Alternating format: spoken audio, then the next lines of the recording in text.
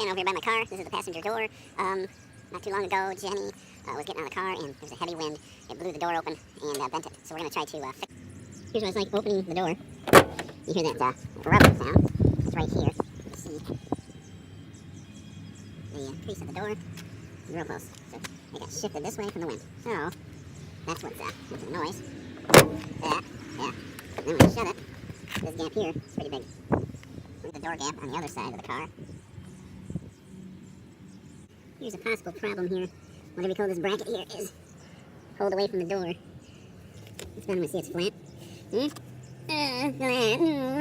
But then this one is pulled away. That could be a potential problem. I don't freaking know. I'm not a geologist. What I'm going to do is remove this piece here. Take this nut off, this whole piece. The door's going to flap on the ground. It's going to suck.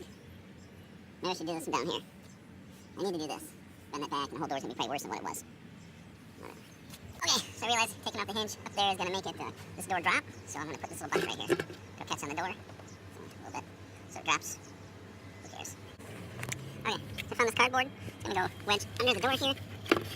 So it won't be any kind of a leeway. You know what I'm saying? So it won't sag.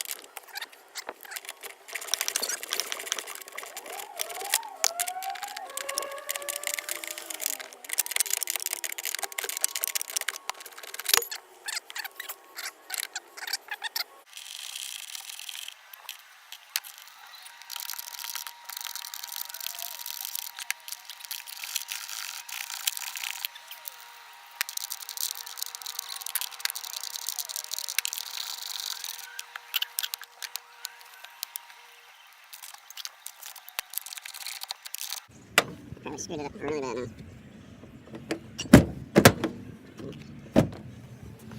You can see it behind me there. I did alright. Doesn't make the clunk anymore, so exactly what I wanted. I need a workbench. I don't have it anymore.